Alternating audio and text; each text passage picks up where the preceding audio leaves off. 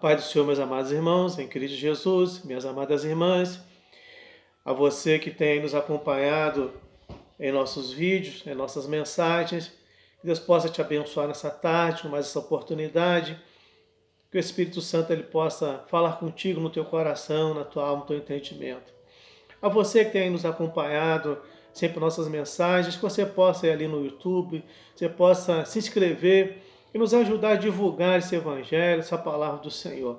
Tenho convidado os irmãos toda semana para que, às terça-feiras, nós estamos aí com essa campanha em prol da família. Falamos agora na terça-feira passada, Família Plano de Deus, parte 1. Vamos estar falando agora na terça-feira, Família Plano de Deus, parte 2. E queria que você aí divulgasse, você pudesse aí estar divulgando esse vídeo para que pessoas possam ser abençoadas, lares possam ser abençoados em nome de Jesus. E depois nosso assunto vai ser família em crise. E depois vai vir um assunto muito interessante, vamos estar falando sobre pais e filhos.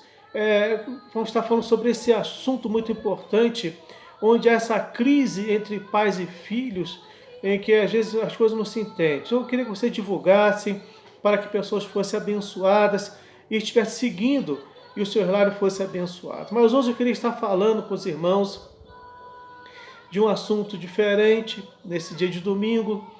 Estamos meditando no Salmo 126, apenas o versículo 5 e versículo 6, em que ele fala, os que semeiam em lágrimas cegarão com alegria. Aquele que leva a preciosa semente, andando e chorando, voltará sem dúvida com alegria, trazendo consigo os seus molhos. Que Deus te abençoe, que o Espírito Santo possa te fortalecer e te dar graça em nome de Jesus.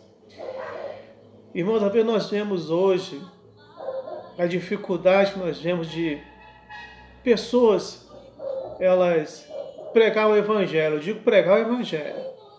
Não digo de a pessoa maquiar o Evangelho, mas pregar o Evangelho, a palavra de Deus, essa palavra verdadeira.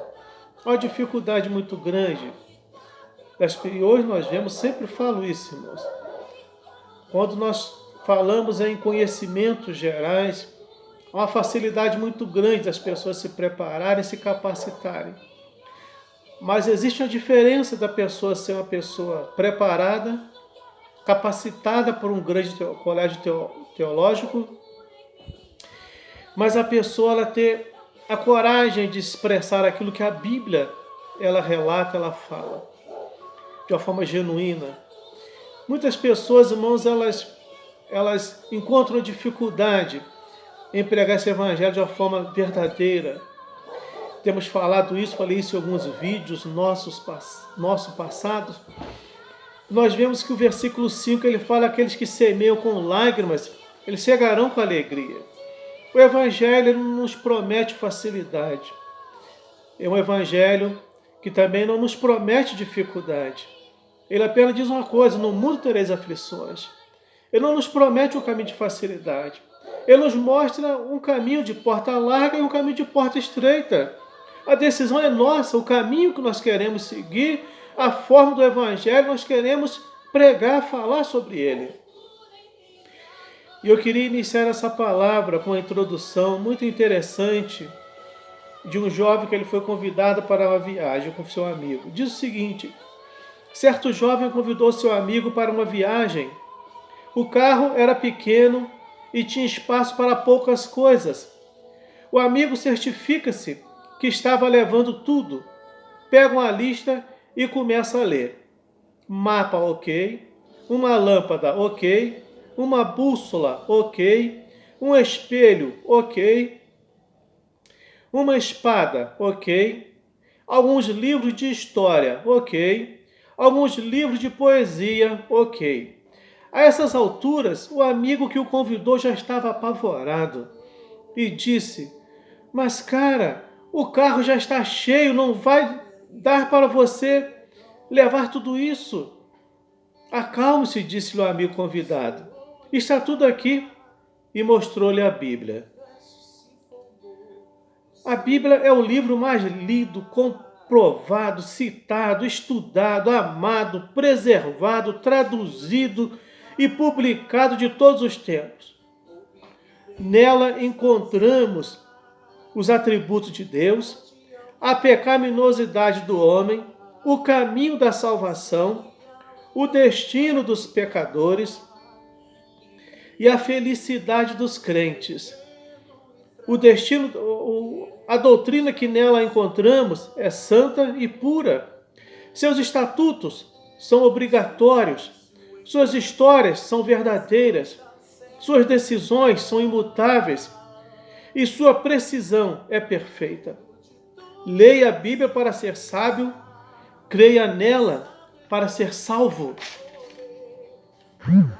e a pratique para ser santo. Na Bíblia encontramos alimento para a nossa alma, luz para o nosso caminho e água para a nossa sede. A Bíblia é o mapa do viajante, a bússola do peregrino, a espada do soldado. Esse livro ele é muito importante, irmãos, para nossas vidas. Eu não digo importante somente a nível de cristianismo, de nós como cristãos que temos esse compromisso de divulgar esse evangelho. O compromisso é nosso. O compromisso não é para as pessoas do mundo. Nós como cristãos, nós temos esse compromisso. Porque quando eu me torno um discípulo de Cristo, quando eu me torno um cristão, que a palavra cristão é um representante de Cristo, um discípulo de Cristo. O que acontece é que essa palavra ela já está ultrapassada, não se usa mais. Se falar que é um cristão, eu sou um cristão. Eu sou um discípulo de Cristo. Porque isso pesa muito, é um compromisso muito grande quando eu me falo dessa maneira. Então eu queria falar nessa oportunidade sobre levando o mais importante. A importância de nós levarmos o mais importante. Por que eu digo isso? Porque nós vemos que pessoas, muitos têm saído em campo para pregar o Evangelho e as pessoas não têm levado o Evangelho, a palavra. Muitas vezes pessoas têm usado a oportunidade de pregar o Evangelho fora da cidade, saindo para um campo missionário e têm usado, às vezes até na igreja, e têm usado esses lugares, a igreja, campo missionário, cidades distantes, como uma fuga, um lugar de fugir dos seus problemas. Enquanto que igreja não é lugar de eu fugir de problema, campo missionário não é lugar de eu fugir de problema, outras cidades não é lugar de fugir de problema. Nós não conseguimos fugir dos problemas. Então eu gostaria de, nessa palavra, nesse tema, levando o mais importante, que nós possamos descobrir o que é mais importante. Nós vemos que aqueles discípulos, Jesus, assim que Jesus ele foi levado aos céus, ele reaparece naquele momento, mas antes ele diz o seguinte para os discípulos: ficai em Jerusalém, até que do alto sejais revestido de poder. Você lê isso ali em Lucas capítulo 24. A ordem específica era ficar em Jerusalém. O sentido de ficar em Jerusalém era ficar na posição, aguardando a ordem específica, aguardando a vinda de Cristo, a presença dele, a promessa dele se cumprir. E não de uma promessa física, não de uma promessa material, mas a promessa revelada na Bíblia do Espírito Santo sobre as suas vidas. Mas o que acontece? Aqueles homens se dispersam. E você vê aqueles dois discípulos no caminho de Emaús, aqueles homens eles começam a retornar para a sua cidade. A cidade que eles estavam indo de Jerusalém para Emaús ficava a 60 quilômetros de distância.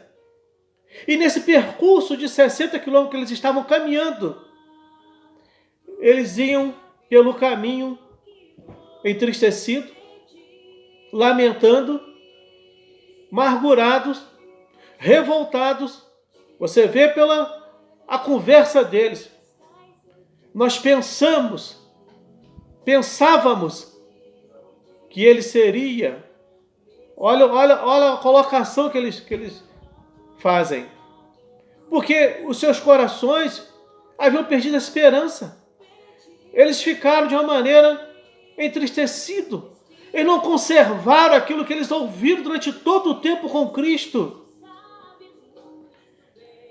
Então, quando Jesus se aproxima deles, por eles estarem com o coração entristecidos, revoltados, amargurados, murmurando, entre eles ali falando, em vez de falar de salmos e cânticos, que a Bíblia nos ensina, falar entre vós em salmos e cânticos, para conservar justamente a comunhão com Deus, não.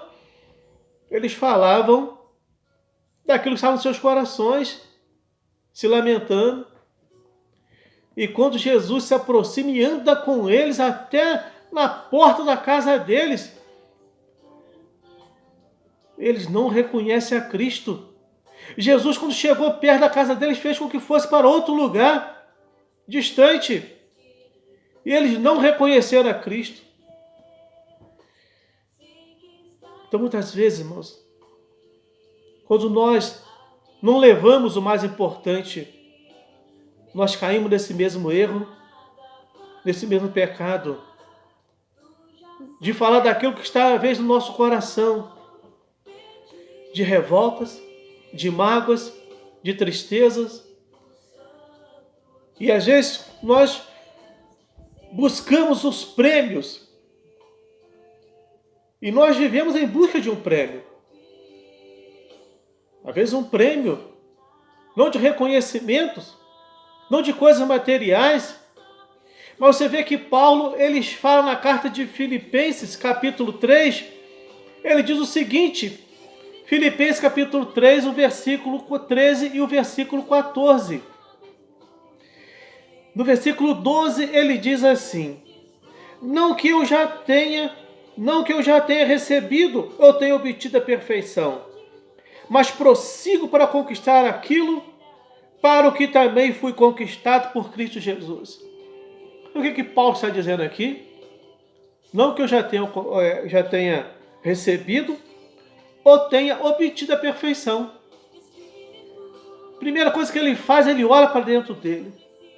Ele vê que ainda existe uma imperfeição na sua vida que precisava ser aperfeiçoada pelo Espírito Santo. Ele diz o seguinte, que ele prossegue para conquistar aquilo para que foi conquistado por Cristo.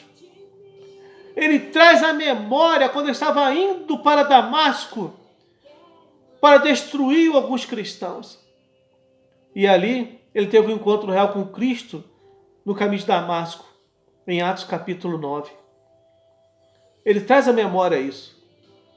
O que muitas vezes nos leva a nós buscarmos prêmios hoje em nossas vidas, prêmios que eu possa receber nesse mundo, nessa década, nesse momento, é quando eu não prossigo, eu não olho muitas das vezes para aquilo que eu era no passado, eu esqueço como Cristo me conquistou, e eu esqueço que existem muitas pessoas a serem conquistadas para Cristo. Quantas pessoas hoje precisam de uma palavra de salvação, de uma palavra de consolo, de uma palavra de conforto, de uma palavra que o fortaleça, que levante a autoestima dessa pessoa. Enquanto nós, às vezes, nós estamos olhando, como esses discípulos de Emaús, para nossas injustiças, para nossas dificuldades, para aquilo que eu não conquistei, me lamentando, me murmurando muitas das vezes, mas não olho que existem pessoas que precisam ouvir essa palavra.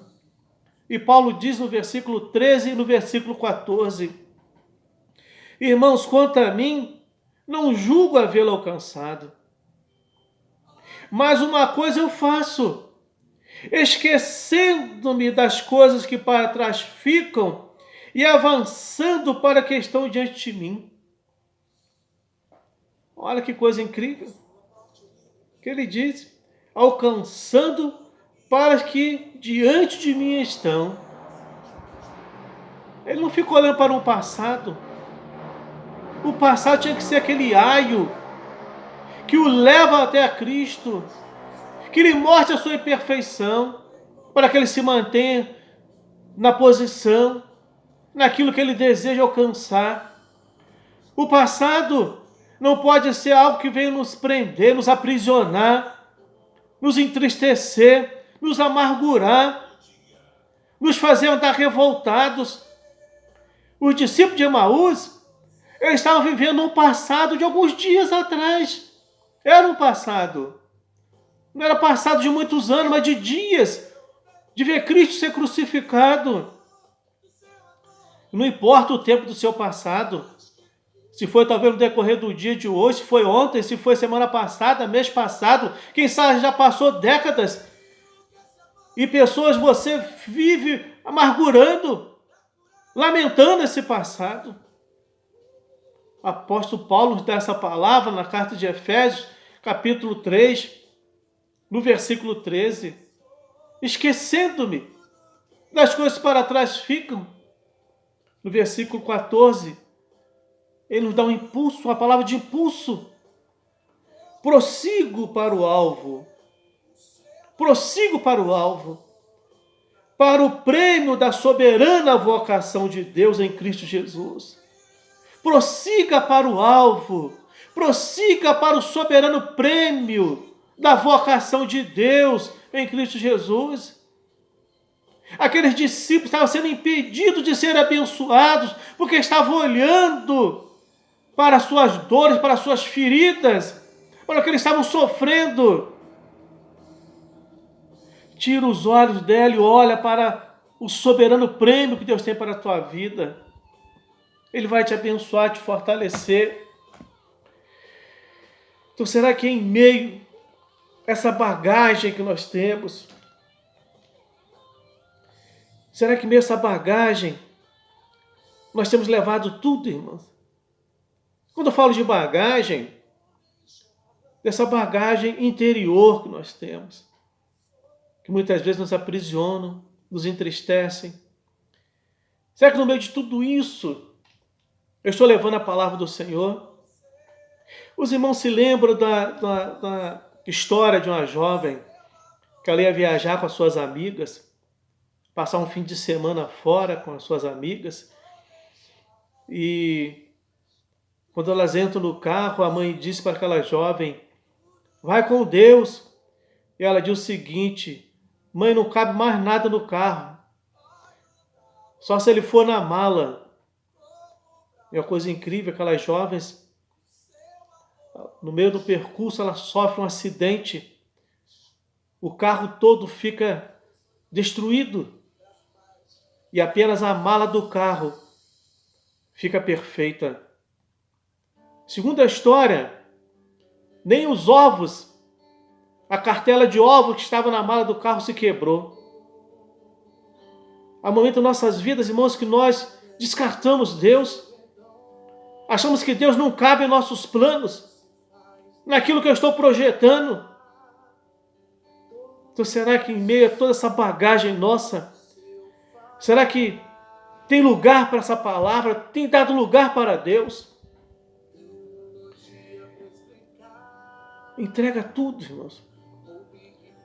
A palavra de Deus fala entrega, entregando o nosso fardo para Cristo. Você olha para o livro de Mateus, capítulo 11, versículo 28 ao versículo 30.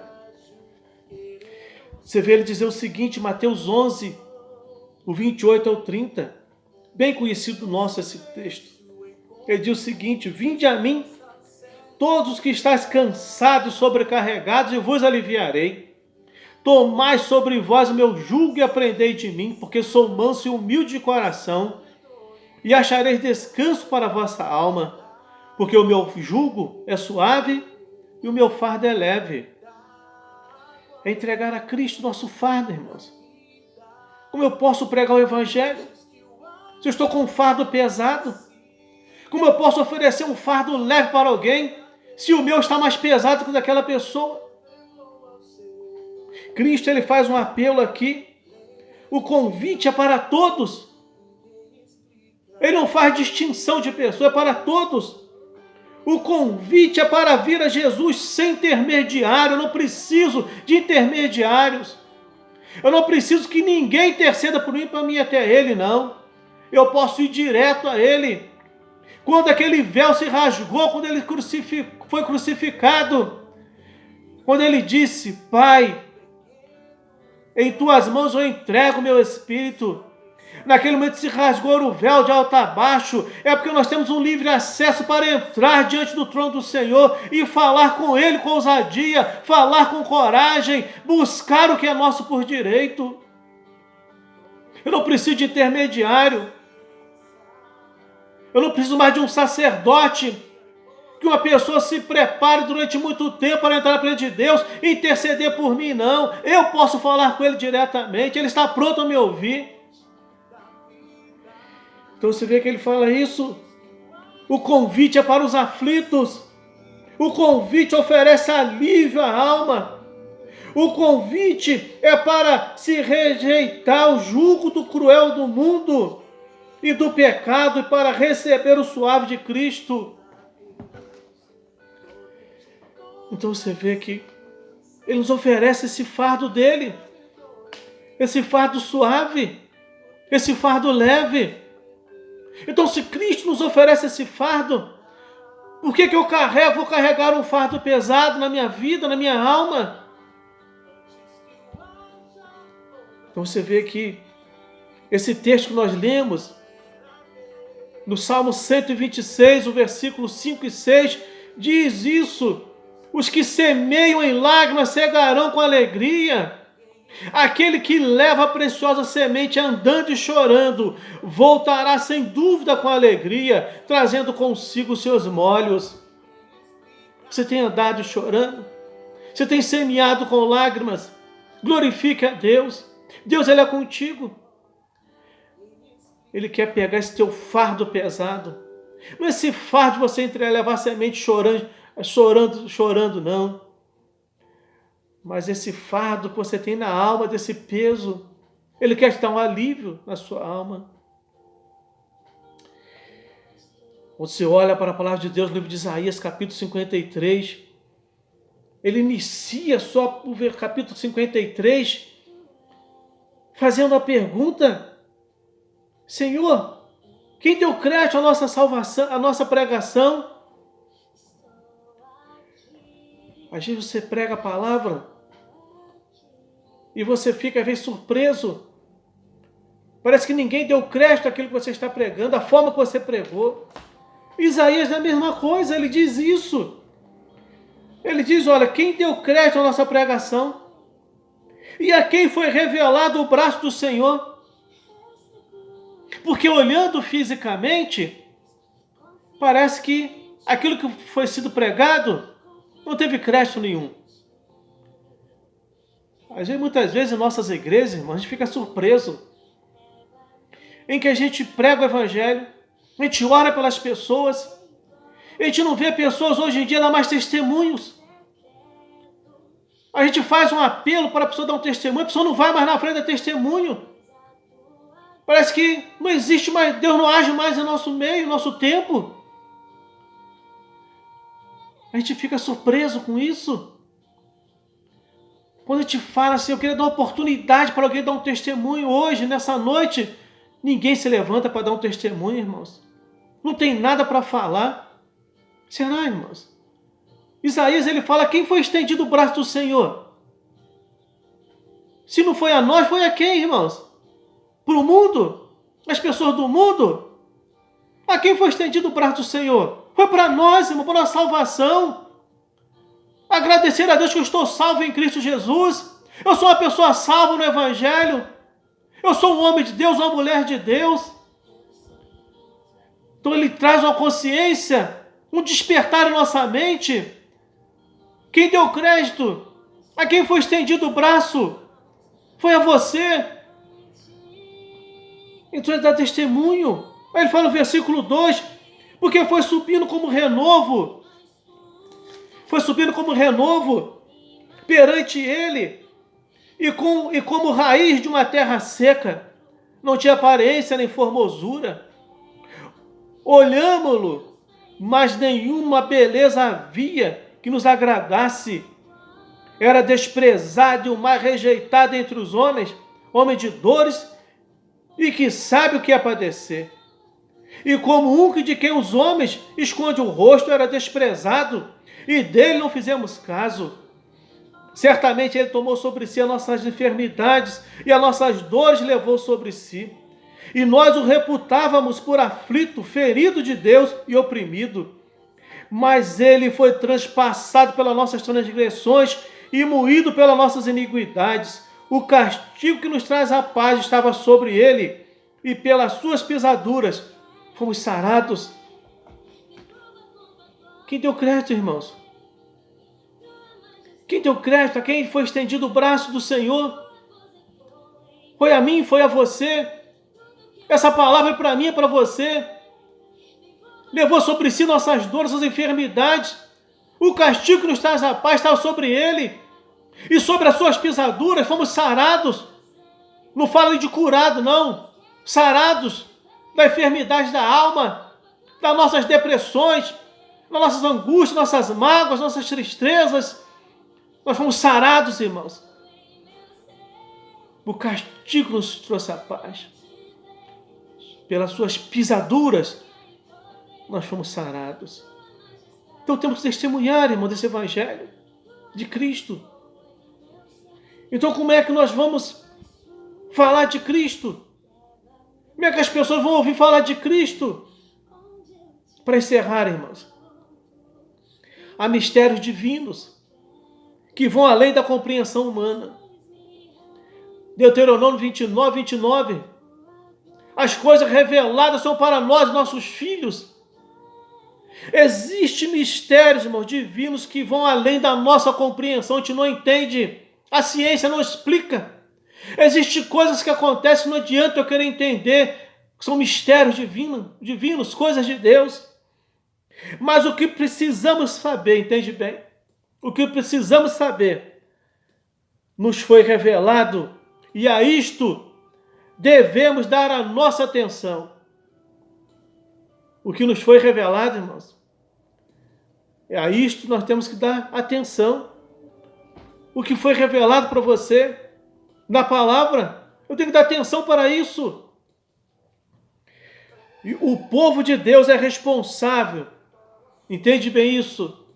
Nós, como povo de Deus, nós como cristãos, discípulos de Cristo, nós somos responsáveis em ponderar. O que quer dizer isso? Refletir de uma forma madura aquilo que eu ouço e aquilo que eu tenho que levar e anunciar. Ponderar, refletir de uma forma madura, ensinar e seguir o que Deus revelou.